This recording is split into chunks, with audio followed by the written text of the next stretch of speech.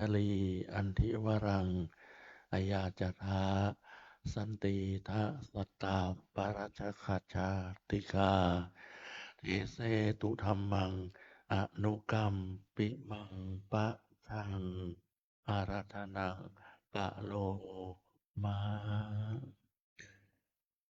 นะโมตัสสะภะคะวะโตอะระหะโตสัมมาสัมพุทธัสสะนะโมตัสสะภะคะวะโตอะระหะโตสัมมาสัมพุทธัสสะนะโมตัสสะภะคะวะโตอะระหะโตสัมมาสัมพุทธัสสะโยจะวัสสะสตังชีเวอวสังอุทยพยังเอกาหังชีวิตังไสยโยปัสสโตอุทยพยันติขอความนอบน้อมของข้าพเจ้าจงเกิดมีแด่องค์สมเด็จพระสัมมาสัมพุทธเจ้าพระองค์นั้นจงเกิดมีแด่พระธรรมคำสั่งสอนของพระพุทธองค์จงเกิดมีแด่พระสงฆ์ทั้งอริยสงฆ์และสมมุติสงฆ์อริยสงฆ์ก็จะประกอบไปด้วยปัญจวัคคีย์ทั้งห้ามีพระอัญญาโกณัญญาพระวปปะพระพัทธิยะพระมหานามะและพระอัสสชิผู้ที่ได้รับการอุสมบทจากองค์สมเด็จพระสัมมาสัมพุทธเจ้าและก็ได้ศึกษาหลักธรรมคำสอนของพระพุทธองค์จนได้รู้แจ้งเห็นจริงแล้วก็ได้นำหลักธรรมคำสอนที่พระองค์ได้ตรัสสอนเอาไว้นั้นมาประกาศเผยแผ่ทำให้พระพุทธศาสนาแพร่หลายประดิษฐานอยู่ในชมพูทวีปจนถึง1,000 กว่าปีจนก่อเกิดเป็นสมมุติสงฆ์และพระพุทธศาสนาก็ถูกทั้งอริยสงฆ์และสมมุติสงฆ์นั้นประกาศเผยแผ่ตั้งต้นแต่การทำสังฆยนาถึง2-3ในประเทศอินเดียจนกระทั่งยุคสมัยเปลี่ยนไปก็เปลี่ยนมาเป็นบันทึกหลักคำสอนอยู่ในพระไตรปิฎกจนตกมาจนถึงเราท่านทั้งหลายณปัจจุบันเรียกว่าอริยสงฆ์สมมติสงฆ์ก็อย่างเช่นอาตมาภาพพระมหาเถรชัยสัตตสิริก็บวชแม่ก็ได้ศึกษาหลักธรรมคำสอนของพระพุทธองค์ที่พระองค์ได้เคยได้ตรัสสอนเอาไว้แต่ครั้งยังพระองค์ยังทรงพระชนชีพอยู่มีชีวิตอยู่จากพระไตรปิฎกที่บรรดาอริยสงฆ์และสมมุติสงฆ์ได้จารึกจานบันทึกหลักธรรมคำสอนของพระองค์นั้นเอาไว้ในพระไตรปิฎกจนพอรู้พอเข้าใจบางส่วนแล้วก็ได้นำหลักธรรมคำสอนที่พระองค์นั้นได้ตรัสสอนเอาไว้มาปาฐกถาธรรมแสดงธรรมแก่บรรดาศรัทธาสาธุชนทั้งหลายนี่ก็เรียกว่าสมมุติสงฆ์กราบถวายทำความเคารพพระเดชพระคุณพระจันทร์เจ้าคุณพระภาวนาธรรมาภิรัตน์เจ้าอาวาสวัดลำเปิงตะโปธารามสำนักปฏิบัติธรรมประจำจังหวัดเชียงใหม่แห่งที่2และเจ้าคณะอำเภอเมืองเชียงใหม่ด้วยความเคารพอย่างสูงยิ่งโอกาสคณะสงฆ์พระเถรานุเถระครูบาอาจารย์ตลอดจนถึงพระภิกษุสามเณรทุกรูปท่านขออวยพรขอความสุขความเจริญความมีสุขภาพที่ดีแข็งแรงจงเกิดมีแด่พุทธบริษัท4ศรัทธาสาธุชนอุบาสกอุบาสิกาแม่ชีโยคีท่านนักปฏิบัติธรรมทั้งหลายทุกท่านทุกคนที่รู้ว่าวันนี้เป็นวันพระเป็นวันธรรมสวนะเป็นวันฟังธรรมศรัทธาสาธุชนทั้งหลายก็มิได้ที่จะละเลยแม้จะเป็นข้างขึ้นข้างแรม8 ค่ำ14 ค่ำ15 ค่ำก็ยังนึกถึงบุญคุณ คุณที่องค์สมเด็จพระสัมมาสัมพุทธเจ้าตลอดจนถึงอริยสงฆ์สมมุติสงฆ์ได้ช่วยกันจันรงรักษาอายุพุทธศาสนาให้ดำรงคงอยู่เอาไว้จนตกมาจนถึงเราท่านทั้งหลายเตรียมจตุปัจจัยไตรยธรรมเอาไว้ตั้งแต่เมื่อวานเย็นเมื่อรู้ว่าวันนี้เช้าก็จะเป็นวันพระวันศีลตื่นแต่เช้ามาก็ขวนขวายในทานด้วยจตุปัจจัยไตรยธรรมมารีบดิ่งตรงมายังวัดลำเพิงตะโพธารามเพื่อที่จะมาประกอบบุญ3ประการก็คืออันที่หนึ่งก็คือได้ทำบุญใส่บาตรแบ่งปันแก่บุคคลผู้ควรให้ปันอันที่สองก็ละเว้นจากการทำความชั่วทุกๆประการด้วยการบำเพ็ญศีลรักษาศีลอันที่สามก็คือการเจริญสมถกรรมฐานก็คือการที่อุบายทำให้จิตสงบเมื่อจิตสงบทำสติมีกำลังพอสมควรก็ยกขึ้นสู่วิปัสสนากรรมฐานทั้งวิปัสสนากรรมฐานนี่ก็บ่งบอกถึงความไม่แน่นอนแห่งทุกๆสิ่งในโลกนี้เป็นของสมมุติซึ่งจะมีความแปรปรวนเปลี่ยนไปในท่ามกลางเรียกว่าความพอรู้พอเห็นในความเปลี่ยนแปลงอย่างเช่นตัวบุคคลเป็นต้นเป็นหนุ่มเป็นสาวเกิดเป็นเด็กเป็นโตขึ้นมาก็เป็นสาวต่อมาก็อายุแก่นี่คือความเปลี่ยนแปลงนะปู่ย่าตายายบางท่านบางคนก็เสียชีวิตไปเหลือแต่ธาตุที่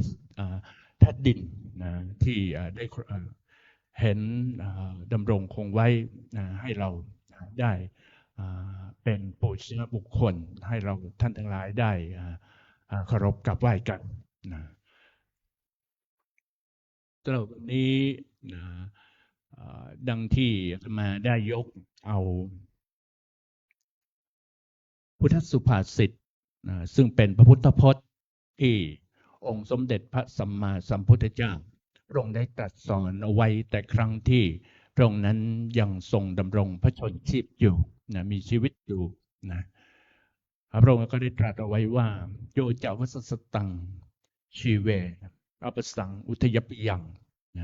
ก็ผู้ใดพึงเป็นอยู่100 ปี100 ปีไม่เห็นซึ่งความเกิดความดับแห่งธรรมชาติอิกาหังชีวิตังไสโยปัสสโตอุทยพยันติความเป็นอยู่วันเดียวของผู้ที่เห็นอยู่ซึ่งความเกิดขึ้นและความเสื่อมธรรมชาตินั้นประเสริฐกว่าความเป็นอยู่ของผู้นั้นจากนี้วันนี้ก็เป็นวันที่16 กุมภาพันธ์ 2569ซึ่งก็เป็นเดือนแห่งความรักผ่านวันแห่งความรักมาได้2 วันดังที่องค์สมเด็จพระสัมมาสัมพุทธเจ้าพระองค์ก็ตรัสสอนเอาไว้ในวิสาขาสูตรว่าที่ไหนมีรักที่นั่นมีทุกข์ซึ่งธรรมาภาพเองก็จะได้นำเอาเรื่องของภิกษุณีรูปหนึ่งชื่อว่าปตาจาราเทรีภิกษุณีซึ่งเป็นความรักของนางนี้แต่ครั้งที่พระองค์แต่ครั้งที่นางนั้นยังเป็นของเพศเป็นคฤหัสถ์คฤหัสถ์อยู่เป็นความรักที่ไม่เลือกชั้นวรรณะจนทำให้ชีวิตของนางนั้นแปรปรวนเปลี่ยนไปจึงได้นามว่าปตาจาราซึ่งนางปตาจารานั้นก็เป็นฉายานามของภิกษุณีเทรีรูปนี้ความเปลี่ยนแปลงในชีวิตตั้งแต่ต้นเกิดจนเป็นสาวมาจนถึงชาติสุดท้ายนางก็ได้บรรลุเป็นพระอรหันต์บุพกรรมของนางแต่ครั้งที่นางได้ทำเอาไว้คือกรรมในภพชาติที่นางได้ทำเอาไว้ คือนางที่องค์สมเด็จพระสัมมาสัมพุทธเจ้าพระองค์ก็ตรัสถึงเรื่องของการละเมิดในศีลข้อที่3คือได้พลัดพรากทำลายครอบครัวของผู้อื่นนั้นให้ได้รับความแตกแยกกันนะเมื่อนางนั้นได้มาเกิดในพุทธกาลนี้ในพุทธกาลขององค์สมเด็จพระสัมมาสัมพุทธเจ้าพระนามว่าโคดมองค์ปัจจุบันที่เรากราบไหว้อยู่ทุกวันนี้นะด้วยอานิสงส์แห่งบุญที่นางได้บำเพ็ญบารมีบำเพ็ญกุศลประพฤติพรหมจรรย์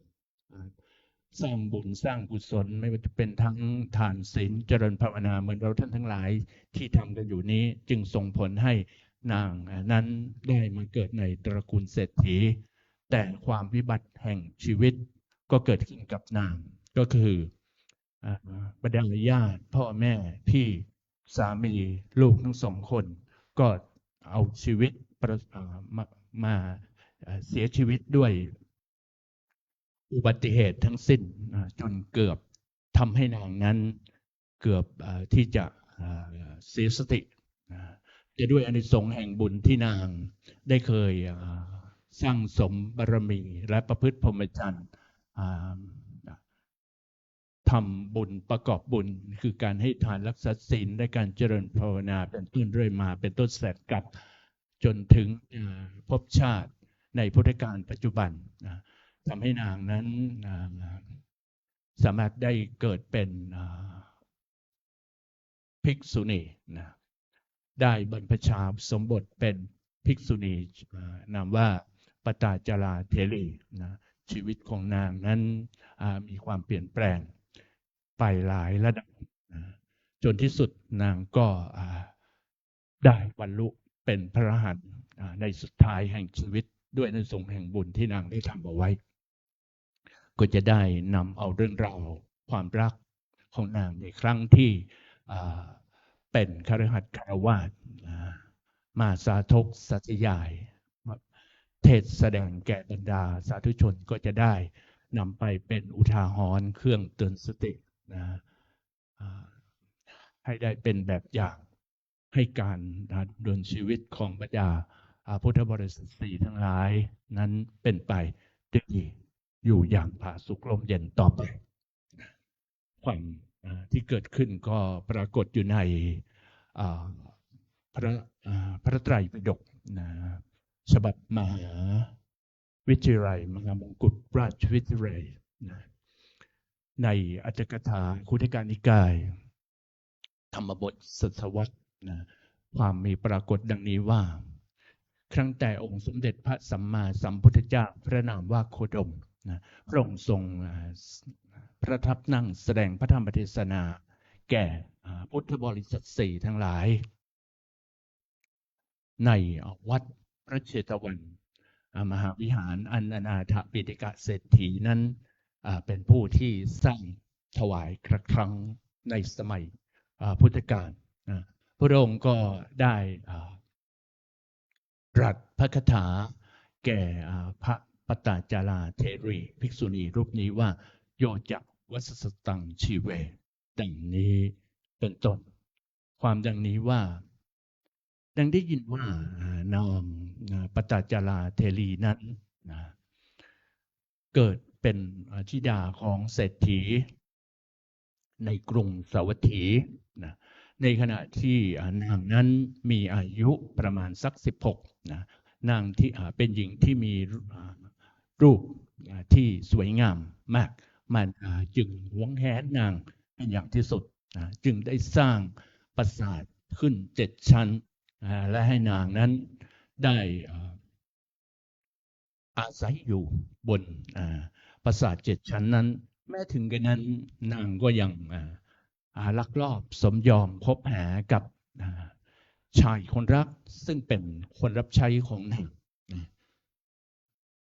ต่อมาเมื่อมารดาบิดาของนางนั้นต้องการที่จะยกนางให้แก่บุตรเศรษฐีในตระกูลที่มีชาติมีฐานะ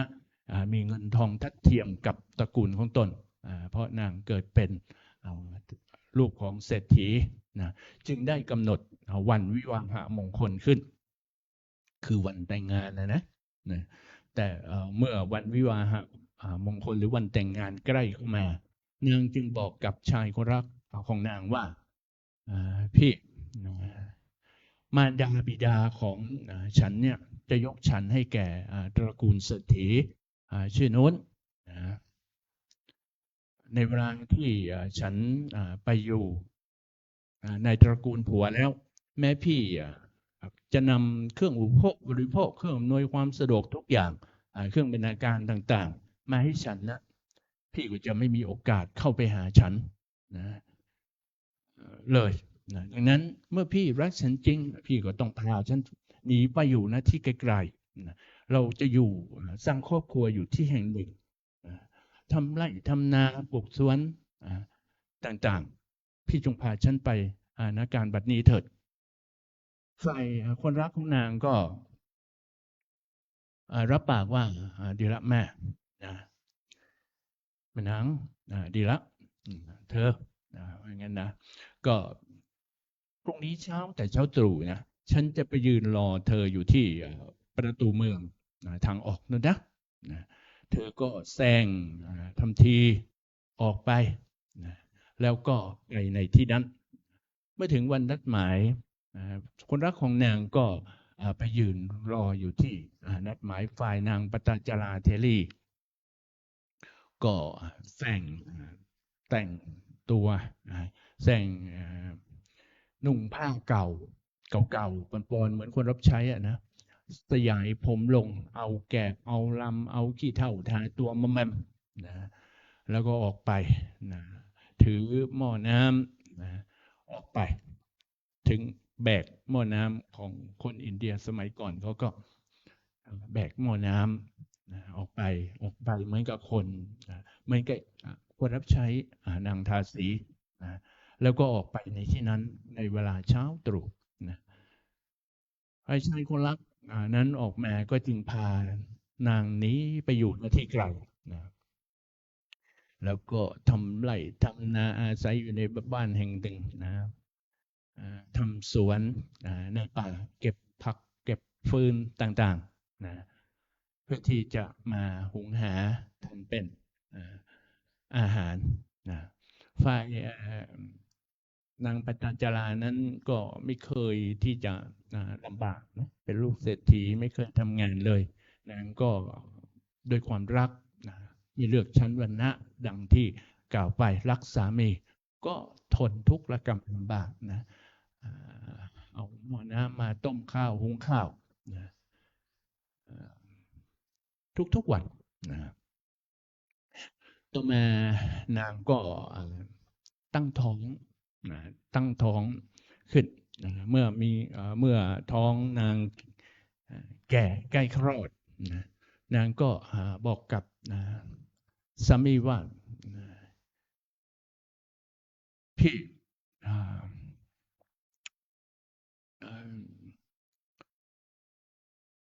ในเวลาที่ฉันคลอดเนี่ยใครๆที่จะมาดูแลฉันในที่นี้ย่อมไม่มีปกติธรรมดาแล้วมารดาบิดาเนี่ยย่อมเป็นผู้ที่มีใจอ่อนโยนต่อบุตรหลานไม่เห็นหลานก็น่าจะอ่อนปรนตามพี่จงพาฉันไปยังเรือนของพ่อกับแม่เถอะฉันจะไปคลอดบุตรที่นั่นสามีของนางก็คัดค้านว่าจะพูดอะไรนางมารดาบิดาของนางเห็นฉันนั้นก็ไม่เห็นฉันแล้วเขาก็จะได้สั่งลงโทษทันฉันโดยประการต่างๆฉันจะไม่อาจไปในที่นั้นได้ไปธิดาเศรษฐีเมื่ออ้อนวอนสามีถูกสามีปฏิเสธไม่ยินยอมในเวลาสามีไปทำงานทำการในไร่ในนาในสวนก็นึงออกไปหาคนข้างบ้านคนผู้ที่มีความมักคุ้นกันก็สั่งเอาไว้ว่า หากว่าสามีฉันกลับมานะเขาไม่เห็นฉันนะเขาจะถามถึงฉันก็จงบอกความที่ฉันไปสู่เรือนตระกูลของตนนะแล้วก็นางก็ปิดประตูนะเดินออกไปนะเมื่อสามีกลับมาจากทำไร่ทำนาแล้วไม่เห็นภรรยาก็เลยถามคนผู้ที่ข้างบ้านคุ้นเคยกันก็รู้ความนั้นละรู้ว่านางไปซะแล้วนะจึงออกติดตามด้วยหวังว่าที่จะให้นางกลับมาไปพบนางระหว่างทางอ่อนวอน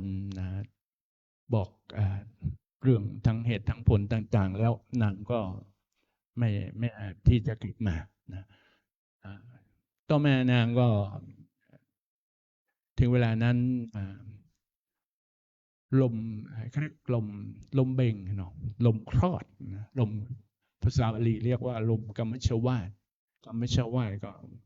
วาทก็ลมนะชะก็ลมคลอดนะชะที่แปลว่าคลอดนะกรรมก็คือการคลอดบุตรมันปั่นป่วนลมเบ่งในท้องนะปั่นป่วนอยู่ในท้องนางปวดท้องจะคลอดนะจึงบอกกับสามีว่าพี่ลมกัมมัชวาทของฉันเนี่ยปั่นป่วนแล้วฉันปวดท้องที่จะคลอดนะ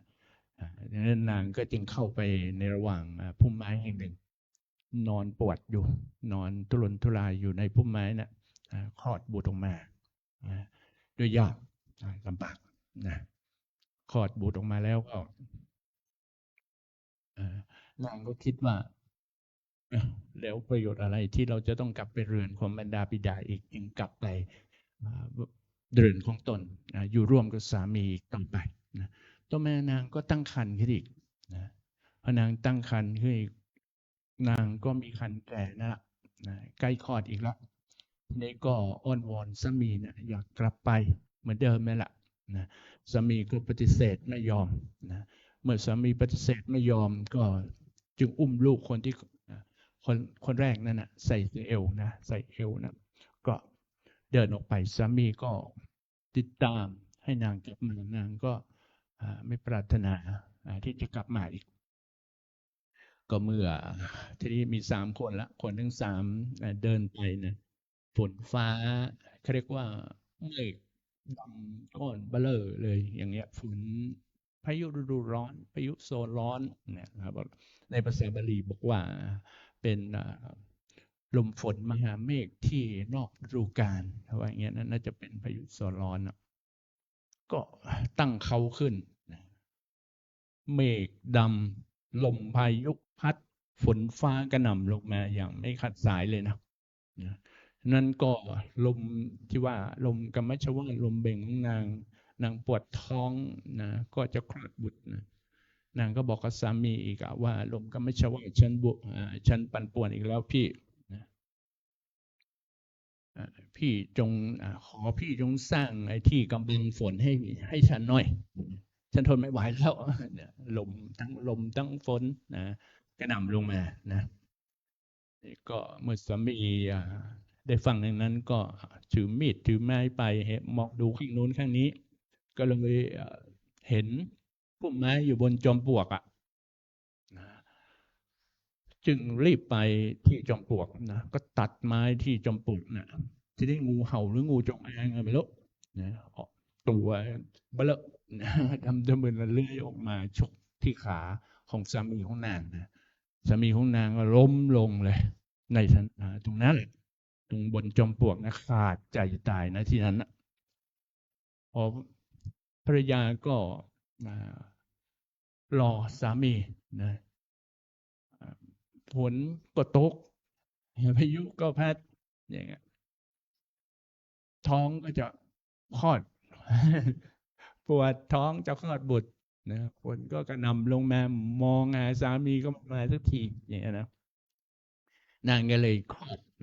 บุตรออกมาเป็น2 คนละคลอดลูกออกมาอีกคนหนึ่งนะเด็กทั้ง2ทนพายุลมทั้งฝนทั้งลมไม่ไหว ก็ทุรนทุรายร้องไห้จ้าคนเดียวแล้วก็เหลือแต่แม่คนเดียวพ่อก็หายไปอย่างเงี้ยนะที่นางก็คืนวันนั้นน่ะฝนตกตลอดทั้งคืนก็อุ้มลูกทั้ง2 คนทั้งคนโตทั้งคนเล็กที่ขวดใหม่เอาไว้หน้าอกเนี่ยนอนค่อมอยู่เอาตัวเป็นหลังคานะด้วยความรักของแม่นะแล้วเอาค่อมไม่ให้ฝนตกใส่ลูกปิดบังกลัวว่ากิ่งไม้บ้างใบไม้บ้างอะไรจะปลิวมาเนี่ยก็ค่อมลูกของนางไว้นะจนถึงรุ่งเช้านางก็อุ้มลูกคนหนึ่งไปจูงลูกคนหนึ่งไปเพื่อจะตามหาสามีไปถึงไปเห็นสามีนอนตายตัวซีดเขียวด้วยพิษงูนะแข็งอยู่ข้างจอมปลวกนางก็คิดว่าลำเพอลำพันว่าโอ้พอรักเพราะฉันแท้ๆเลยนะสามีต้องมานอนตายอยู่ทางเปรตนะพอถึงสามีตายก็นางก็อุ้มลูกแล้วก็จูงลูกไปมาไปพบเดินไปเดินทางไประหว่างนั้นก็ไปเจอให้ระหว่างทางไปเจอแม่น้ำจิรวดีเนี่ยเมื่อคืนฝนตกทั้งคืนนะก็น้ำก็ลึกพอสมควร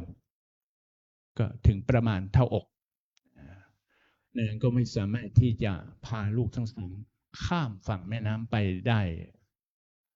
พร้อมๆกันได้นะก็จึงเอาลูกคนโตนะวางพักไว้อยู่ฝั่งแม่น้ำอีกฝั่งหนึ่งแล้วก็อุ้มลูกคนเล็กซึ่งกำลังคลอดอยู่นะอ่อนๆนั่นนะข้ามไปฝั่งตัวยังแดงอยู่เลยนะคลอดเมื่อคืนเนี่ยนะมาเจอแม่น้ำฝั่งอุ้มลูกข้ามไปฝั่งแม่น้ำเอากิ่งไม้วางไว้นะก้าวลูกคนเล็กเนี่ยนอนวางชุบบนแคร่บนกิ่งไม้อยู่นะ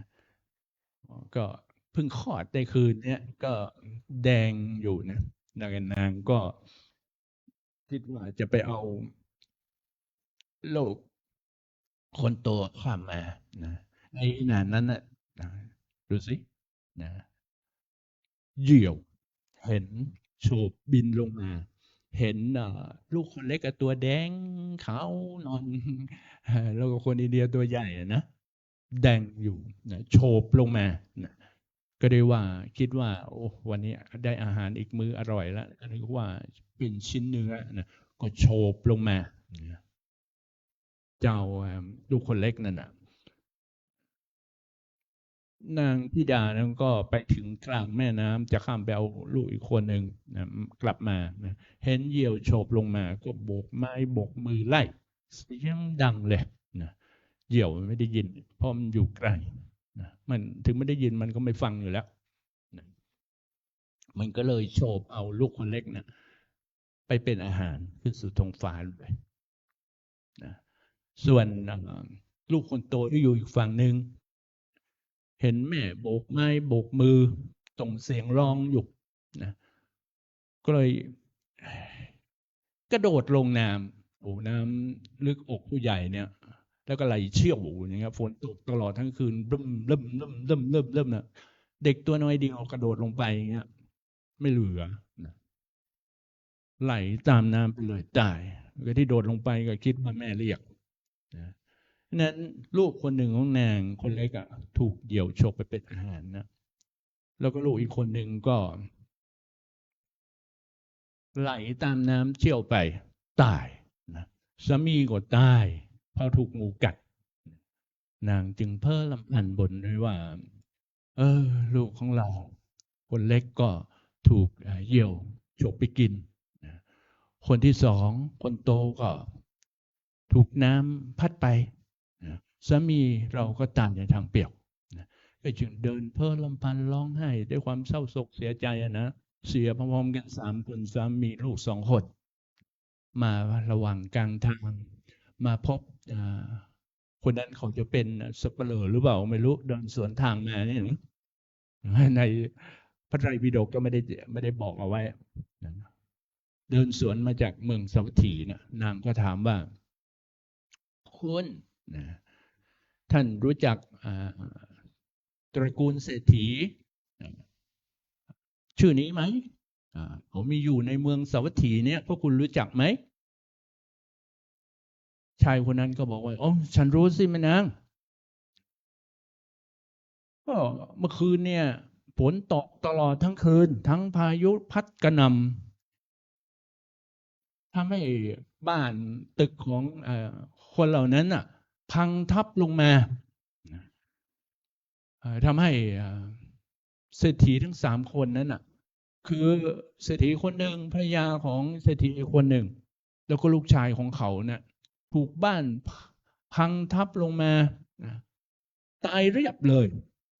โอ้โหนางได้ยินอย่างนั้นเหมือนสายฟ้าฟาดผ่าลงกลางอกสิก็สามีก็ถูกงูกัดตายลูก2 คนก็ตายอย่างเงี้ยพอจะไปถึงบ้านอยู่แล้วจะไปหาพ่อหาแม่นะพ่อแม่ก็ต้องมาตายอีกอันนี้เรื่องจริงนะปรากฏอยู่ในพระไตรปิฎกนางก็เสียใจดิลำพันธ์ไปร้องห่มร้องไห้ลูก2 คนของเราก็ต้องมาตายสามีก็ตายในที่เปลี่ยวอีกทั้งพ่อแม่พี่ชายก็ถูกเรือนทับตายเนี่ยบ่นเพ้อลำพันไปนะก็ถูกเผาบนเชิงตะกอนเดียวกันเนี่ยคนทั้งหลายชาวเมืองสาวัตถีเห็นนางเป็นแบบนั้นก็เนื้อตัวก็สกปรกมันนะเพราะว่าตากฝนมาทั้งคืนนะตัวซีดเซียวนะเพราะว่ากำบังฝนให้กับลูกทั้งตลอดทั้งคืนเนี่ยไม่ได้หลับไม่ได้นอนนะไม่ได้รับข่าวร้ายอย่างนั้นเดินโซซัดโซเซร้องไห้ไปนะชาวเมืองก็คิดว่าโอ้หญิงนี้สงสัยจะเป็นคนบ้าแน่นอนก็จึงใครเข้าไปทางไหนเขาก็รังเกียจอ่ะก็คิดดูเหมือนหมาตัวนึงไงนะคนก็รังเกียจนี่นะกันไล่เอาไม้ตีไล่ขว้างไล่ฟันนะเดินไปอย่างโซซัดโซเซลำพึงลำพันไปตามภาษาของคนเสียอกเสียใจเนาะนางปตจรานะชีวิตจากลูกของเศรษฐีพลันมาเป็นคนละหกละเหินนะเหมือนไม่มีที่พึ่งตอนนั้นอ่ะนะแต่ด้วยอานิสงส์แห่งบุญที่นางได้เคยสะสมมานะคือมีการให้ทานรักษาศีลและการเจริญภาวนาเนี่ยถวายที่อารามพื้นที่ต่างๆที่นางได้สะสมมานะสร้างวัดสร้างวาถวายพระสงฆ์นะ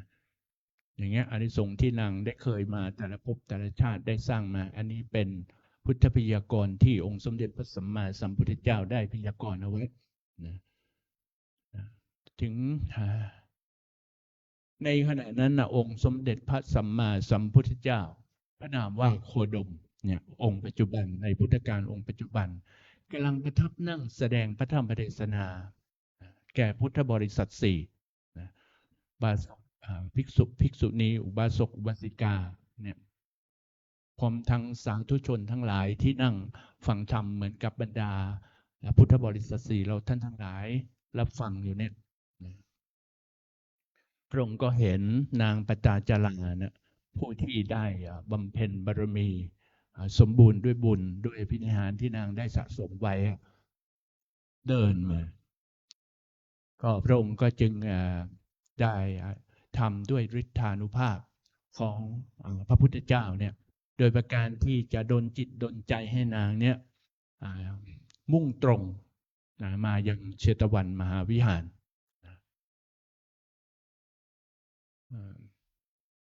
นางเดินมาแล้วก็มาเห็นชนทั้งหลายผู้ที่เป็นอยู่ในวัดกำลังเทศธรรมอยู่เงี้ยคนบ้าเข้ามามอมแมมสกปรกสติก็ผ้าผ่อนก็ไม่ได้นุ่งนะหลุดลุ่ยอย่างนี้นะก็คิดว่าเป็นคนบ้านะก็จึงกล่าวว่าพวกท่านอย่าให้หญิงบ้านี้เข้ามานะจริงก็นางจะเป็นพระอรหันต์นะต่อไปนะ องค์สมเด็จพระสัมมาสัมพุทธเจ้าจึงตรัสว่าพวกท่านจงหลีกไปอย่าห้ามนางฉะนั้นในเวลาที่นางโซซัสโซเซนึกออกเนาะโซซัสโซฝนตกตลอดทั้งคืนนะ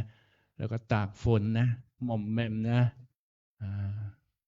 ทั้งถูกขี้ฝุ่นอะไรที่เขารังแกเอานะเพราะสติสตังก็ยังไม่ได้อยู่เนื้อตัวผ้าผ่อนก็ไม่ได้นุ่งนะแต่ถึงนั้นก็ท่านเมื่อนางในเวลาที่นางเข้ามาในวิหารพระพุทธเจ้าบอกว่าพวกท่านจงหลีกไปอย่าห้ามนางในขอเวลานางที่เข้ามานางเข้ามาใกล้พอสมควรแล้วพระองค์ก็จึงพอจะได้ยินนะตรัสวาจาที่พระโอษฐ์ของพระองค์เนี่ยพอจะได้ยินก็เลยตรัสว่าจงกลับได้สติเถิดปัจจจรานะแล้วปัจจจรานั้นก็นางปัจจจราก็กลับได้สติกำหนดรู้ว่าผ้าผ่อนที่นางนุ่งลุยก็ฮิริโอตปะก็เกิดความละอายก็เกิดในขณะนั้นคนมีบุญที่จะส่งผลให้นะบาศกก็คนหนึ่งก็โยนผ้าให้นุ่งนางนุ่งผ้าแล้วก็เข้าไปกราบองค์สมเด็จพระสัมมาสัมพุทธเจ้านะด้วยเบญจังคประดิษฐ์กับเบญจังคประดิษฐ์นี้ก็เข่าทั้งสองจะต้องชนกับศอกทั้งสองนะก็หน้าผากด้วยครบด้วยองค์5ประการกราบที่แทบพระบาทของพระองค์เพราะว่าผิวสีของพระองค์นั้นเหมือนกับสีดุจดั่งทองคำนะนางก็กราบด้วยเบญจังคประดิษฐ์พอนางกราบโดยเบญจางคประดิษฐ์แล้วก็กราบถวายบังคมกราบทูลถวายบังคมพระพุทธเจ้านะว่าขอพระองค์จงเป็นที่พึ่งของหม่อมฉันเถิดพระเจ้าค่ะนะสติสตังก็เพิ่งกลับคืนมาเนี่ยนุ่งผ้าเสร็จแล้วก็นะก็เพราะว่าลูกคนหนึ่งถูกเหยี่ยวฉกไปกินอีกคนหนึ่งก็ถูกน้ำพัดไปนะสามีของฉันก็โดนงูฉกตายในที่เปลี่ยวนะพ่อแม่ลูกชายพ่อแม่พี่ชายไม่ใช่ลูกชายนะพ่อแม่พี่ชายก็ถูกเรือนทับพวกเขายังถูกเผาอยู่บนในป่าช้าอยู่บนเชิงตะกอนเดียวกันองค์สมเด็จพระสัมมาสัมพุทธเจ้าได้ฟังคำของเรื่องราวของนางแล้วก็จึงตรัสกับนางว่าอย่าคิดมากเลยนางปัตตจาราอย่าคิดไปเลยนะก็เป็นยังว่าบัดนี้ลูกของเธอคนหนึ่งถูกเหยี่ยวฉกไปนะคนหนึ่งถูกน้ำพัดไปสามีตายในทางเปลี่ยวอีกทั้งพ่อแม่พี่ชายของเธอก็ถูกเรือนทับตายเช่นไรพระองค์ก็ตรัสว่าน้ำตาที่ไหลของเธอเนี่ยและน้ำตาของคนทั่วไปที่ร้องไห้อยู่ในวัฏสงสารเนี่ยมากกว่าน้ำในมหาสมุทรทั้งสี่ในโลกนะปัตตจารานะเหตุไรนะเธอจึงร้องไห้อยู่ล่ะนะประพฤติพรหมจรรย์สิประมาทอยู่ทำไมแล้วก็องค์ก็จึงได้ตรัส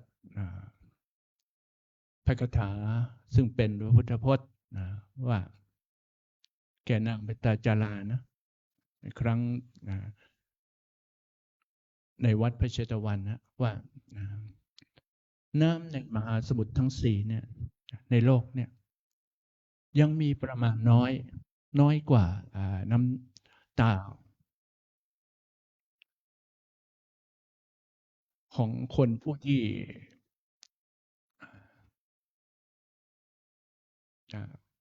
ร้องไห้อยู่นะ นะน้อยกว่าน้ำตาของคนผู้ที่ร้องไห้อยู่นะที่ถูกความโศกเศร้านะท่วมทับอยู่มีไม่ใช่น้อยเลยในเวลาที่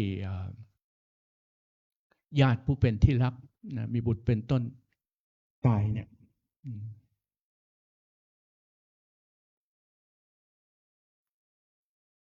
ต่อมาก็พระองค์ก็จึงตัดเตือนสตินางอีกนะว่าขึ้นชื่อว่าบุตรเป็นต้นเนี่ย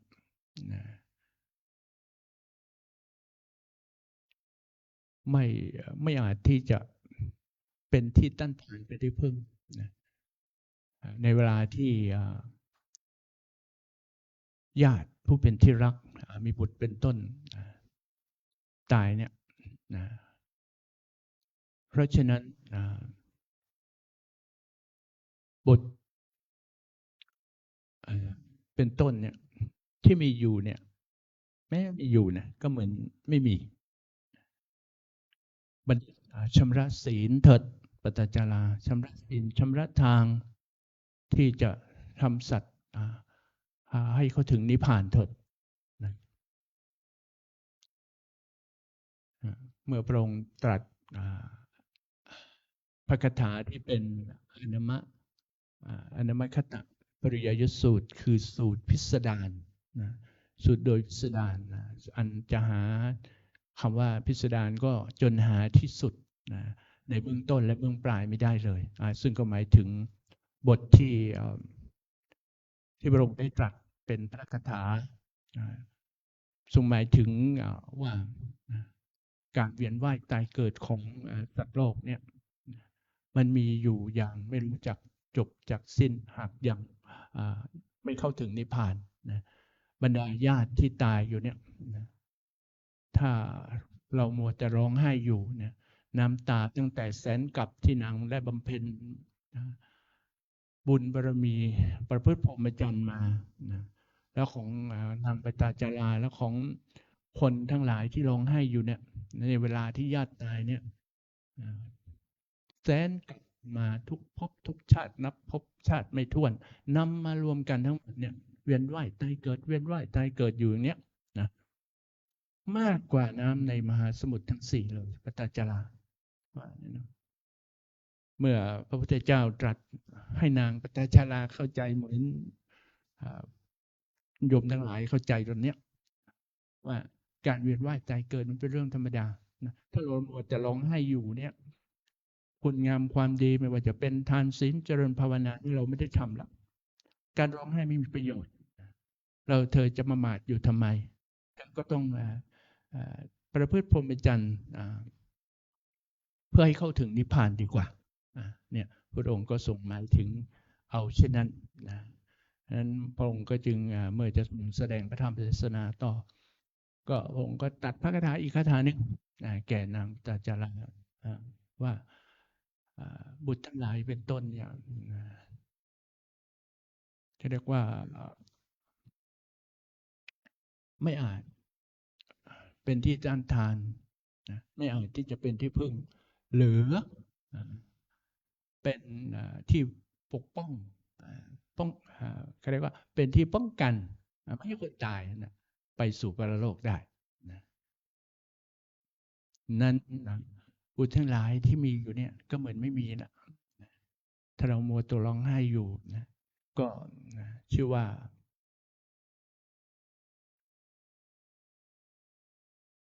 ก็เป็นทุกข์อยู่อย่างนั้นน่ะก็อย่างที่พระองค์ตรัสนะว่า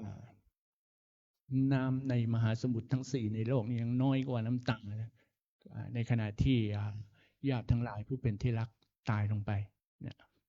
ในเวลาจบพระธรรมเทศนานะนางปตจาราพร้อมทั้งพุทธบริษัทสี่ที่ฟังธรรมเหมือนกับโยมฟังอยู่ในเชตวัดเชตวันมหาวิหารที่องค์สมเด็จพระสัมมาสัมพุทธเจ้าที่มีรูปประติมากรที่ตั้งอยู่ด้านหลังอยู่เนี่ยตอนนั้นพระองค์ยังทรงดำรงพระชนชีพอยู่นะก็พระองค์ก็ทรงแสดงธรรมจบนะทำให้นางปตจาราพร้อมทั้งพุทธบริษัทสี่ที่ฟังธรรมมันก็ยมเนี่ยนะได้ตั้งอยู่ในโสดาปัตติผลเลย ฝ่ายนางปัตตจารานั้นก็เมื่อได้บรรลุธรรมเป็นพระโสดาบันแล้วเป็นพระอริยบุคคลขั้นต้นเรียกว่าปฐมผลเป็นปฐมมรรคคืออริยมรรคก่อนเป็นโสดาปฏิมรรคก่อนแล้วก็เป็นโสดาขึ้นเป็นโสดาปฏิผลนะทีนี้ก็เมื่อนางได้บรรลุธรรมเป็นโสดาปฏิผลเป็นอริยบุคคลขั้นต้นเป็นปฐมผลแล้วเป็นอริยบุคคลแล้วนะก็เลยขอบรรพชาสมบทกับองค์สมเด็จพระสัมมาสัมพุทธเจ้าเป็นภิกษุณีเลยนะองค์สมเด็จพระสัมมาสัมพุทธเจ้าก็ทรงเมตตาอยู่แล้วนะก็จึงส่งนางมาไปที่แต่ก่อนมีสำนักภิกษุณีนะภิกษุณียังมีอยู่มากมายปัจจุบันก็มีแต่ไม่น้อยแต่ก่อนมีมากนะภิกษุณีทั้งหลายก็ให้บรรพชาสมบทโดยสองฝ่ายนะการบวชเป็นภิกษุณีเนี่ยต้องบวชจากสองฝ่ายนะฝ่ายคณะสงฆ์ที่เป็นภิกษุพระภิกษุก่อนแล้วก็มาทั้งของภิกษุณีจึงจะสำเร็จเป็นภิกษุณีได้เพราะว่าคฤธรรม8ประการการ8อย่างที่ภิกษุณีจะก่อนจะบวชนี่ต้องฝ่ามาหลายขั้นตอน8ขั้นตอนเลยนะแล้วก็บวชจากสองฝ่ายด้วยทั้งภิกษุแล้วก็ภิกษุณีนะประชุมสงฆ์เหมือนที่พระอาจารย์เจ้าคุณท่านสมบทในบทสดนะสมบทตรงนั้นก่อนแล้วก็ถึงจะมาสมบทที่ภิกษุณีอีกทีหนึ่งนะจึงจะสำเร็จเป็นภิกษุณีได้นะเช่นนี้เมื่อนางได้บรรพชาสมบทแล้วปุ๊บก็ได้ฉายานามเลยว่าปัตตาจาราเทรีดังที่กล่าวไปนะว่าปัตตาจาราเทรีนี่นะความหมายก็คือชีวิตตั้งแต่ต้นมาระหกระเหินมามีความเปลี่ยนแปลงในชีวิตหลายขั้นตอนนะจาราก็แปลว่าพฤติกรรมในตัวในการดำเนินชีวิตของตนนั้นนะเปลี่ยนแปลงไปตั้งต้นแต่เป็นลูกเศรษฐีแล้วก็มาระหกระเหินทำไร่ทำนากับคนรักนะจนถึงเกือบจะเสียสตินะพอได้เกือบเสียสติแล้วมาเจอพระพุทธเจ้าด้วยบุญอานิสงส์ที่นางได้ทำนะไม่ใช่ด้วยฤทธานุภาพของพระพุทธเจ้านะฤทธานุภาพพระพุทธเจ้าก็ทำอยู่หน่อยนึงก็คือตอนที่ดลจิตดลใจให้นางมาเพราะว่าอานิสงส์แห่งบุญที่นางได้ทำเอาไว้นั่นแหละนะได้สร้างสมเอาไว้นะดลจิตให้ดลใจเพราะว่าพระองค์ก็คิดว่านางนี้ได้ศรัทธาเริ่มใสตั้งความปรารถนาที่จะเป็นภิกษุณีอย่างเงี้ยแล้วก็ได้ผู้ทรงวินัยด้วยได้เอตตะคะด้านนี้เนี่ยพระนางนี่พระนางปัตตาจาราเทรีนี่เมื่อบรรพชาสมบุตรแล้วนางก็ได้รับการแต่งตั้งเนาะเป็นผู้ที่ทรงพระวินัยมีความรู้ทางด้านพระวินัยมากนะองค์สมเด็จพระสัมมาสัมพุทธเจ้าทรงเล็งเห็นก็จึงได้แต่งตั้งยกย่องให้นางไว้ในเอตตะคะเป็นภิกษุณีผู้ทรงพระวินัยคือเป็นผู้เลิศกว่าบรรดาภิกษุณีทั้งหลายทั้งปวงอย่างเงี้ยนะเพราะว่านางได้สะสมบุญมาแต่ครั้งโน้นได้แสนกับตั้งแต่พระบาทสมเด็จไม่ใช่ตั้งแต่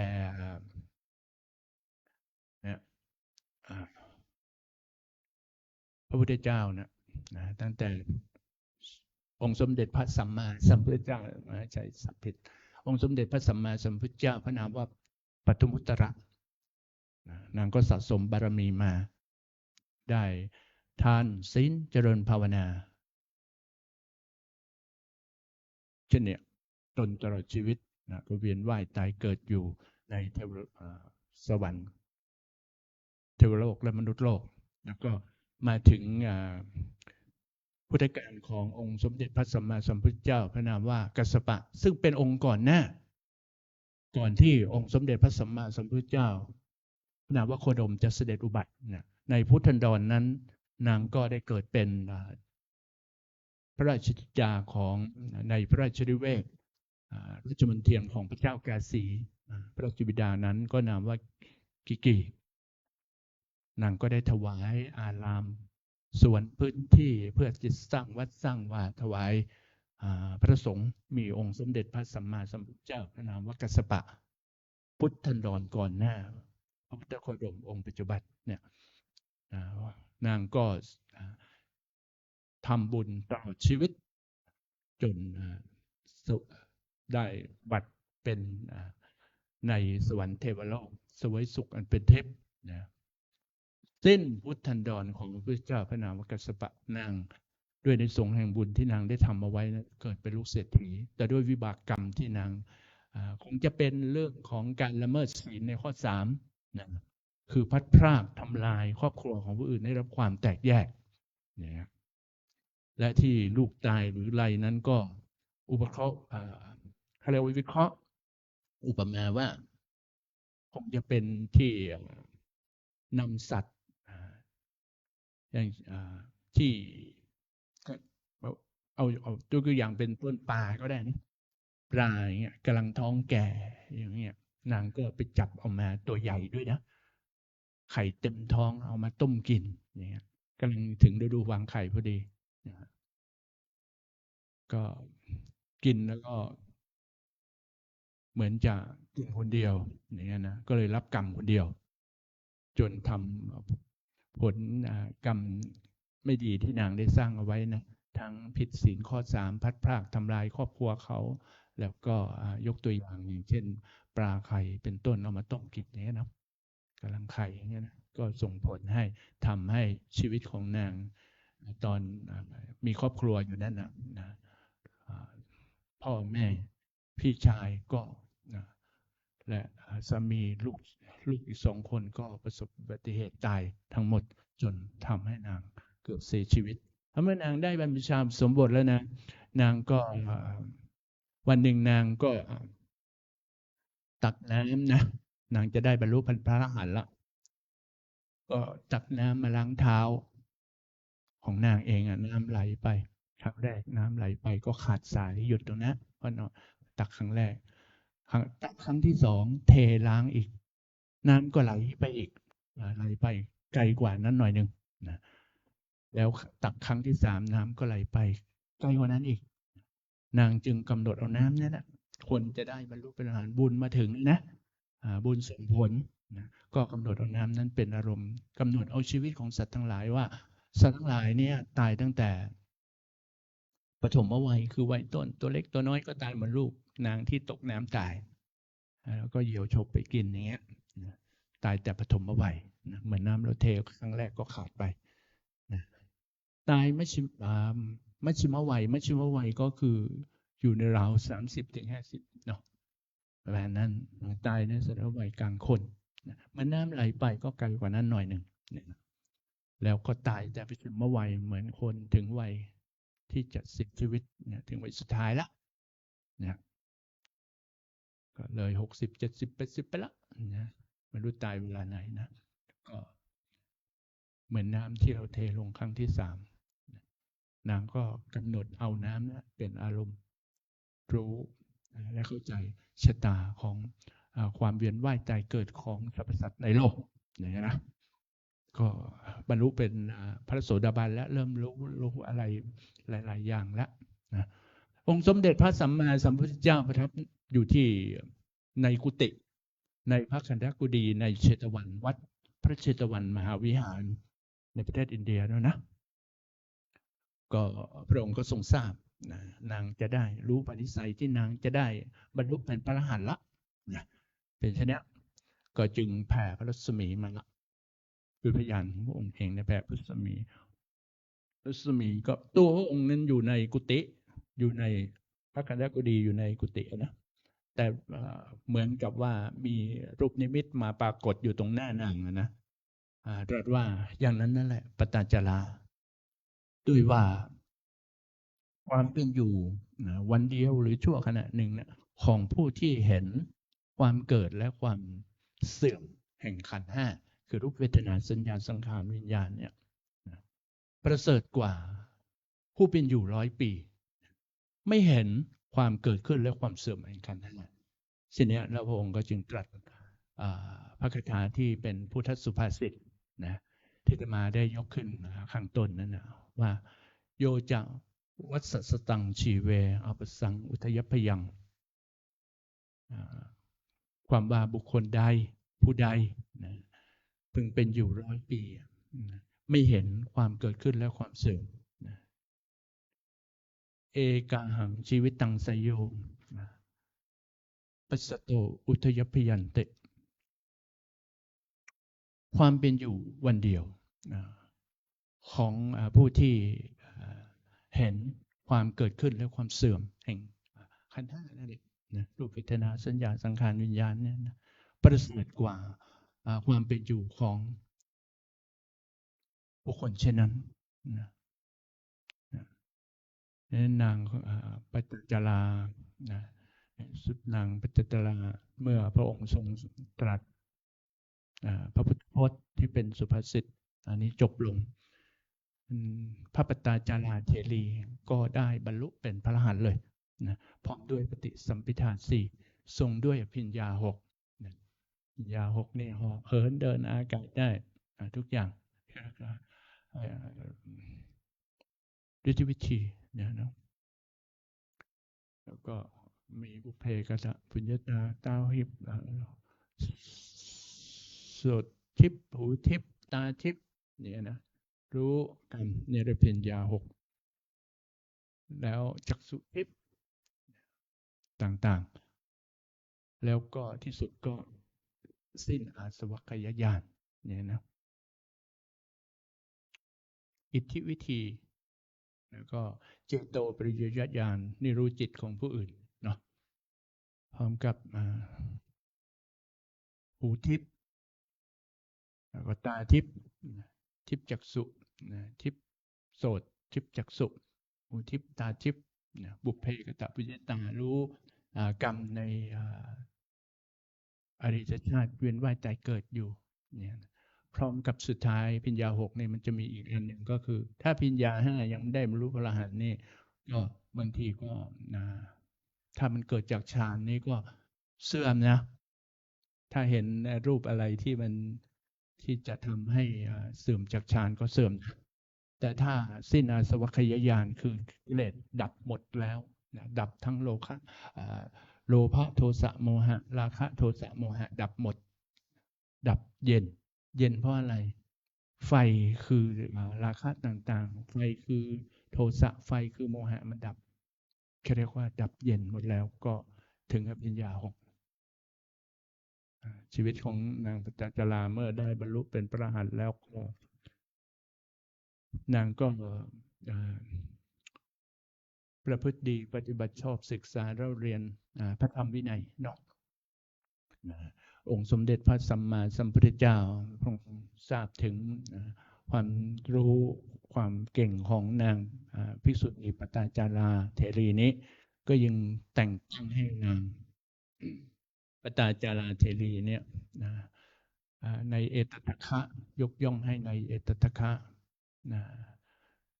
เป็นภิกษุณีผู้ที่ทรงพระวินัยคือเป็นผู้ทรงพระวินัยที่เลิศกว่าบรรดาภิกษุณีทั้งหลาย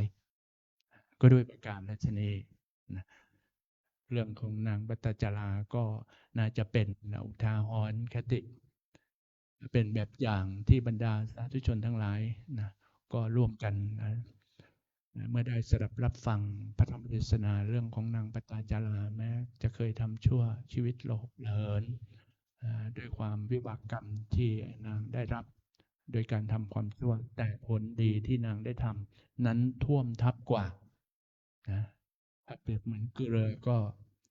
เกลือนิดนึงเปรียบเหมือนบาปเกลือเปรียบเหมือนบาปน้ำเยอะกว่าเปรียบเหมือนบุญก็ไม่สามารถที่จะเกลือก็ไม่สามารถที่จะเจือจางทำให้น้ำนั้นเค็มได้เช่นนี้บุญก็เช่นเดียวกันเมื่อได้สะสมไว้มากพบหลายชาติมาจนถึงพบปัจจุบันก็สามารถที่จะท่วมทับความไม่ดีที่เราได้เคยได้ทำเอาไว้ทุกคนมันก็มีกรรมดีกรรมชั่วที่เคยได้ทำเอาไว้นะเขาเรียกว่า ตามเขาเรียกว่าตามไม่ทันสิ่งที่ไม่ดีก็ตามไม่ทันเพราะเราทำในสิ่งที่ดีมากกว่าสิ่งที่ดีๆจึงท่วมทับก็ชีวิตเราก็หากยังไม่ได้เวียนว่ายตายเกิดหากยังไม่ได้ที่บรรลุพระนิพพานหรือถึงบรรลุเป็นพระอรหันต์ก็หากว่าได้เวียนว่ายตายเกิดก็จะมีสุคติภพอยู่แต่ในสุคติภพทุกภพทุกชาติดังที่อาตมาได้แสดงพระธรรมเทศนาไปก็ขอรัตนาคุณของพระศรีรัตนตรัยบุญของพระพุทธพระธรรมและพระสงฆ์บุญบารมีที่บรรดาบุญบารมีของพระเดชพระคุณพระโพธิ์มงคลหลวงปู่ทองสิริมังคโลอดีตเจ้าอาวาสวัดลำเปิงตะโพธารามอดีตเจ้าอาวาสวัดพระธาตุสีจอมทองอดีตที่ปรึกษาเจ้าคณะภาค 7และบุญบารมีที่พระเดชพระคุณพระอาจารย์เจ้าคุณพระภาวนาธรรมาภิรัตน์เจ้าอาวาสวัดลำเปิงองค์ปัจจุบันได้ทำแต่ต้นมาก็เกือบ100 ปีเลยนะเลย40-50 ปีไปแล้วสะสมมาทั้งมากมายไว้ในพระพุทธศาสนาทำให้วัดลำเปิงตะโพธารามดำรงคงอยู่ตั้งอยู่สืบมาให้เราท่านทั้งหลายได้มาประกอบบุญสะสมบุญจนถึงปัจจุบันนะก็มากมายนะเราได้มีโอกาสมาจนถึงปัจจุบันนะก็พร้อมกับบุญอานิสงส์ที่บรรดาพุทธบริษัท4เราท่านทั้งหลายที่สดับฟังอยู่ในพระธรรมเทศนาอยู่ในวิหารหลายคำนี้หรือนอกวิหารหลายคำหรือว่าผู้ที่ได้สดับรับฟังอยู่ทางบ้านเห็นอยู่ในจอ Facebook มอนิเตอร์ต่างๆก็ขอให้ได้ประสบแต่ประโยชน์สุขสำเร็จนั้นมีความสุขความเจริญประกอบด้วยท่านทุกคนนี้ก็ได้รับพรชัย4ประการคือมีอายุเวียนว่ายตายเกิดอยู่ก็ขอให้มีอายุยืนยาวนะอยู่ทุกภพทุกชาตินะมีวรรณะทุกภพทุกชาติเกิดอย่าได้ลำบากนะเพราะว่าเราจะได้ช่วยกันประกอบบุญสะสมบุญเพื่อตนเองแล้วก็เพื่อประโยชน์ส่วนรวมสังคมด้วยนะเกิดในตระกูลที่อุดมสมบูรณ์นะและมีบุคลิกลักษณะที่ดีที่งามมีอาการ32ครบอวัยวะทุกส่วนและมีกำลังแข็งแรงมีสุขภาพที่ดีแข็งแรงตั้งแต่เกิดจนถึงวัยสุดท้ายแห่งชีวิตก็ขอให้สุขภาพแข็งแรงตลอดนะอย่าได้มีโรคภัยไข้เจ็บเข้ามาเบียดเบียนเราท่านทั้งหลายนะมีสุขก็ขอให้ได้มีความสุขกายสบายใจอยู่ทุกท่านทุกคนจะได้มีความทุกข์นะแต่ถ้ารู้มีความทุกข์มีความสุขนะเราก็รู้ว่าอันนี้เดี๋ยวมันก็หายไปเหมือนกับกลางคืนกลางวันที่เกิดสลับเปลี่ยนเราเมื่อมีสุขหายทุกข์ก็เกิดเมื่อมีทุกข์หายสุขก็เกิดนะให้เรารู้เท่าทันอารมณ์ของสิ่งที่เป็นธรรมชาติเหล่านี้เราก็จะได้มีทุกข์ที่ทุเราเบาบางลงนะและมีปัญญาเฉลียวฉลาดนะได้เกิดนะในภายใต้คำสอนขององค์สมเด็จพระสัมมาสัมพุทธเจ้าที่พระองค์ได้ชี้ทางที่ทำให้เรานั้นแม้ยังไม่พ้นจากความทุกข์ที่เป็นอริยสัจคือการได้บรรลุเป็นพระอรหันต์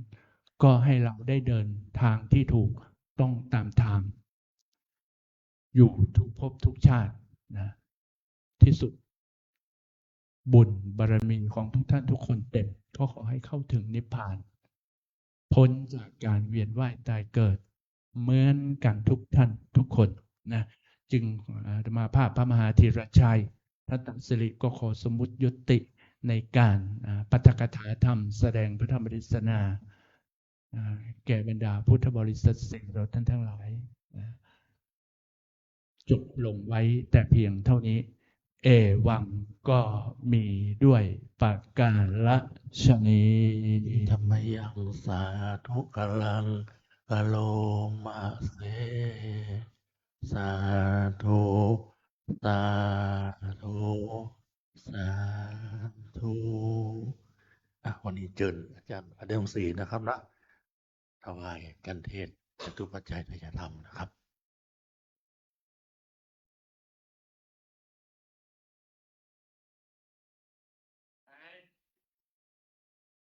กกูสันทะในพระธกัปนี้กกูสันทะโกนาคมนะแล้วแกะสปาไปองค์ที่สามแล้วพระพุทธโคดมเป็นองค์ที่สี่องค์ปัจจุบันต่อไปเป็นพระศรีอริยเมตไตรโอเคเนาะไหนพระกกูสันทะกับเมียกันถามมาไม่ได้ยินมาพระกกูสันทะกับเนี่ยองค์แรกคือพระพุทธเจ้าพระนามว่ากกุสันทะ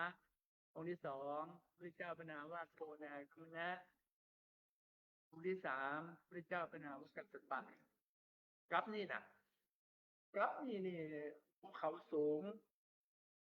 16 กิโลกว้าง16 กิโล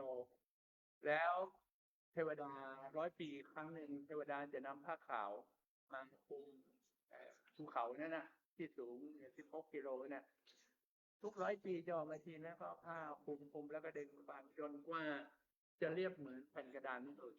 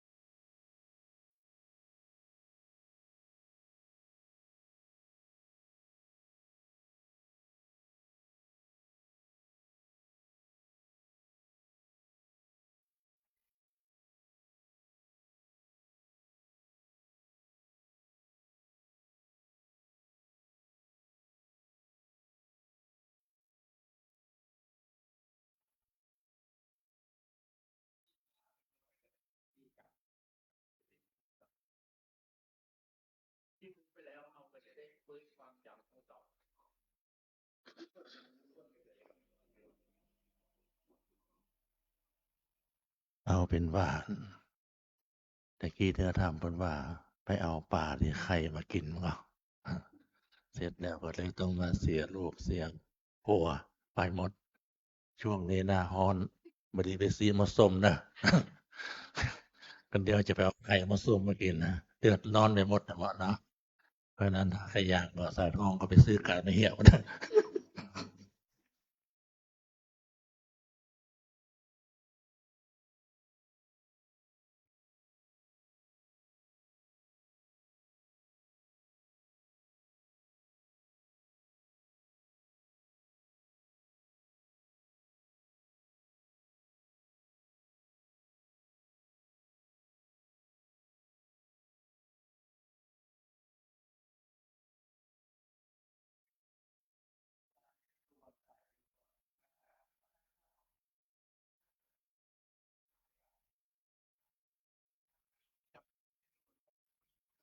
ห้ามห้ามแต่เบอร์ป่าไปที่นี่เป็นห้างดับ แม้แต่เครื่องมือจับสัตว์ทะเลอ้วนไปยังห้ามเลย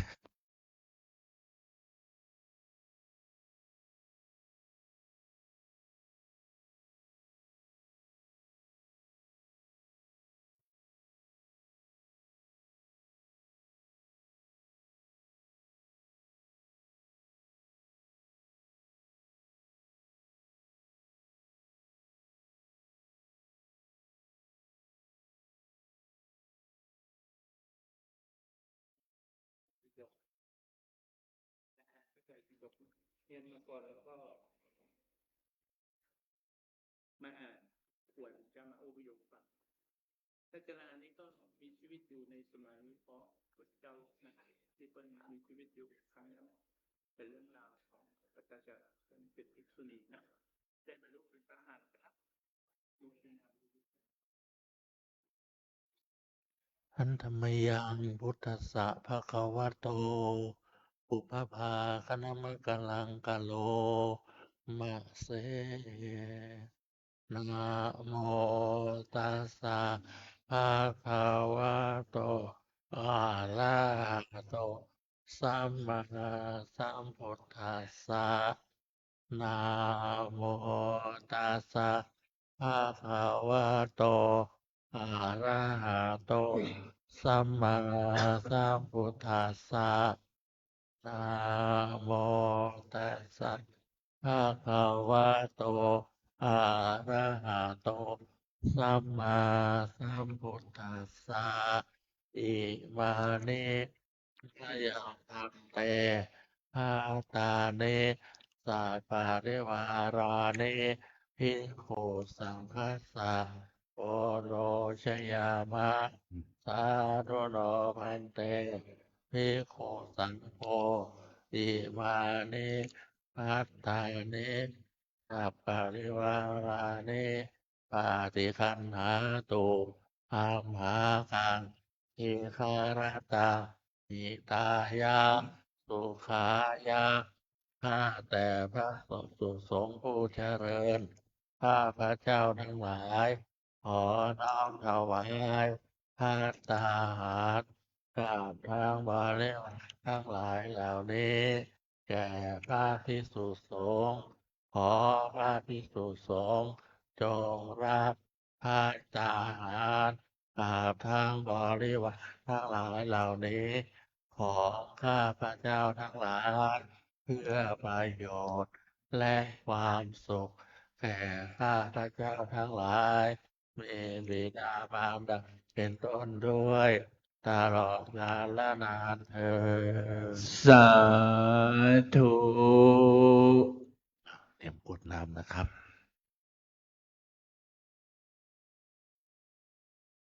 เดี๋ยวกันนะการในสองผลบุญที่เราทั้งหลายได้ทำปัจจุบันก็นะเกิดที่ได้เกิดอยู่ในตระกูลที่ดีนะก็มีบุคลิกลักษณะดีนะมีอาการเอาไว้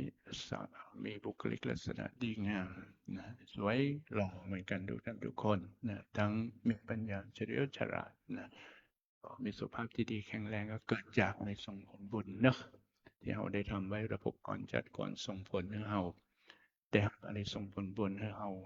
ท่านทั้งหลายที่ฟังธรรมอยู่เนี้ยมีความเป็นไปมีความเป็นอยู่เป็นไปได้ด้วยดีนะเป็นอันชันใดนะบุญที่เราได้ทำอยู่ในปัจจุบันก็เมื่อก็เป็นเช่นนั้นนะเมื่อเราทุกภพทุกชาตินะ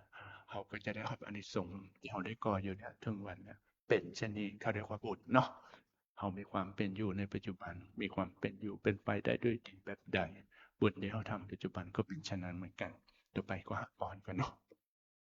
กรวดน้ำเนอะยะถาวาริวหาปุราปาริปุเรนเตสาคาลังเอวะเมวะอิโตทินังเปตานังอุปปกัปปติอิชิตังปฏิตังตุมหังคิปะเมวะสัพมิจตุสัพเพปุเรนตุสังกปาจันโทปนะระโสยถามะนิโชติระโสยถาสัพพิติโยวิวัจจันตุสัพพะโลกเวนัสสันตุมาเตภวัตวันตารายโยสุขีเทคายุโกภาวะอภิวาทนาเสเลสันเดจังวุธาปจายโนจัตตารโอธรรมาวัฏทันเตอายุวันโนสุขังพะลังภาวะสัพพะมังคะลังลักขันตุสัพพะเทวตาสัพพะพุทธานุภาเวนะสัทธาโสเถภะวันตุเตภวะตุสัมภะมังคะรังรักขันตุสัพพะเทวตาสัพพะธรรมานุภาเวนะสัทธาโสเถภะวันตุเตภวะตุสัพพะมังคะลังรักขันตุสัพพะเทวตาสัพพะสังฆานุอาเวนะสัทธาโสเถภะวันตุเต สาธุสงบจิตเจริญภาวนากุศลเวลาสักครู่นะครับ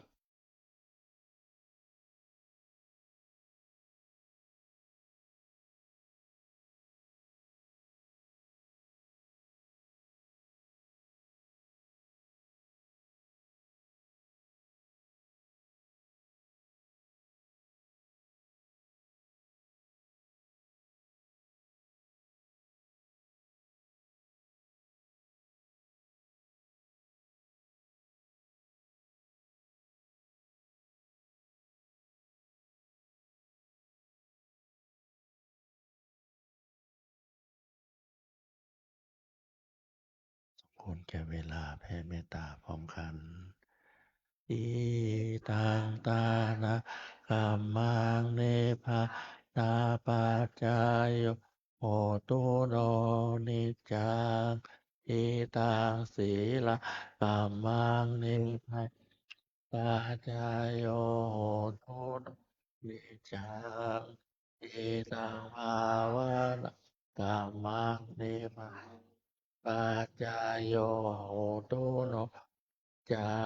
งยัหินติกุสาลกัตตาภังกับ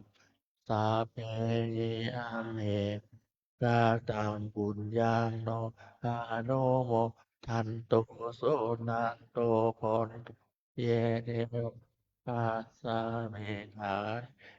สีคาตานิคายุคาสัพสัตตาสุขีอัตตานาปาริหารันโตมาตาเปตาสุขีโหนโตทุกขปามุจยันโต สุขีตาโหนตุทุกขปามุจจันโตสาเพ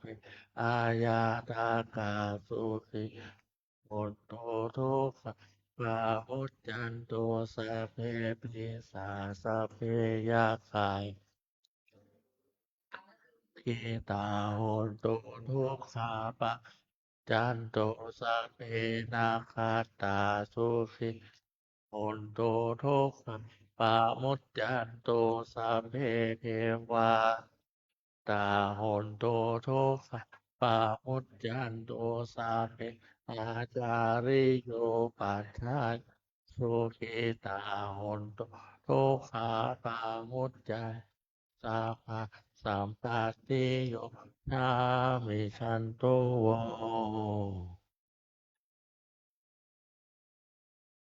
วันตาเมพุทธังสัพพะเมวะโทสังฆามาทาเตวันทามิธัมมังสัพเมโทสังฆามาทาเมทันเตวันทามิสังฆังสัพพะวะโทสังฆามาทาทันเตวันทามิคาโรปัจจอาจาริกิสัมมาเมโอสังฆามาทาอันเตวันทามิกรรมฐานังสัพพะเมวะโอสังฆามาเมพันเตวันอาราเมพัทธาสีมาสัพพะเมวะโทสังฆาเมพันเตวันมิเจติยังสัพพังสัพพัง โตปายาติทิตาสาลีลาโตมหาโพธิพุทธาลูปังลังสัทธานังคาโลเกเทวะโลเกธัมพุเปลังกาทิเปสารีลาธาตุเกสาธาตุโยระหันตะตุโยเจติยังคันธาโกเตงจาโตราสีภาเสธรรมะขันเทสัพเพสัมมาทัจเจติยังอาหังวันตาเมสาภาโส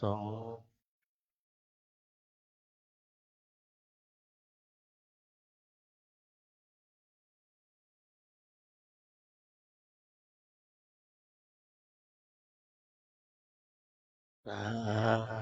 ธุวันตาเมพันเตสัพพังอาปาลาทางคามาทาเมพันเตมายาคาตังปุญสามินาโนโมทิตาภาสามินากาตังปุญญาไมหาตาภาสาธุสาธุอนุโมทามิ ยัสสถานิตุมเหกาลังมัญญัตถาสาธุพันเตสาธุพันเตสาธุพันเตโลกนะได้อยู่ได้อยู่ได้พอไหมอ่ะกันไปกันนะนะโมตัสสะภะคะวะโตอะระหะโตสัมมาสัมพุทธัสสะ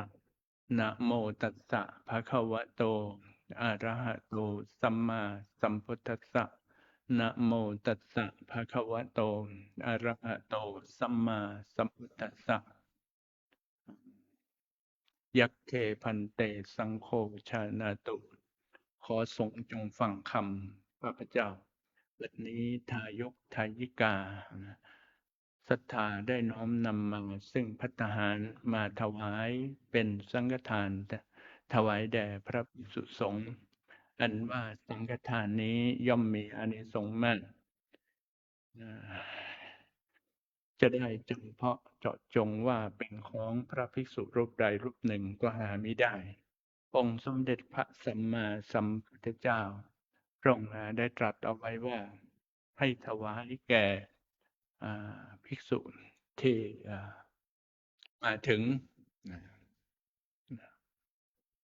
ฉะนั้นบัดนี้ข้าพเจ้าจะสมมุติตนว่าตนเป็นผู้แจกของสงฆ์นะพระสงฆ์ทั้งปวงจะเห็นว่าเป็นการสมควรหรือไม่เห็นเป็นการสมควรถ้าเห็นว่าเป็นการไม่สมควรแล้วไซร้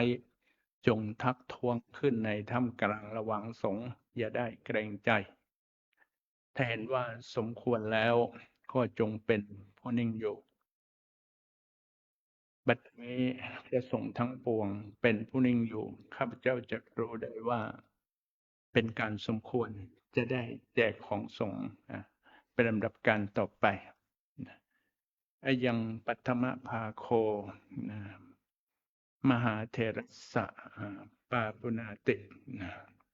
ส่วนที่หนึ่งนี้ย่อมถึงแก่พระมหาเถระผู้ใหญ่ผู้อยู่เหนือข้าพเจ้าอวเสสาภาคาอัมหากังปาปุนันติ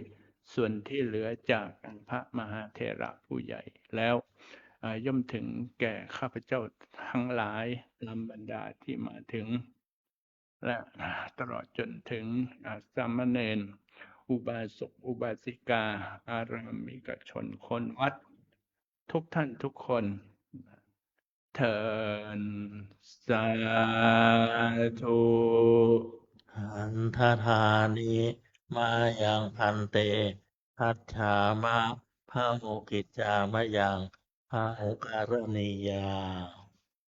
ยัสสถานิตุมเหกาลังมัญญัตถา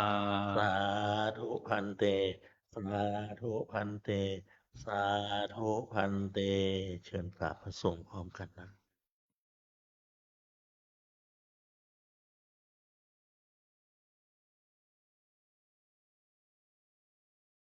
ไหว้พระพร้อมกันอะระหังสัมมาสัมพุทโธภะคะวาพุทธังภะคะวันตังอะภิวาเทมิสวากขาโตภะคะวะตาธัมโมธัมมังนะมัสสามิ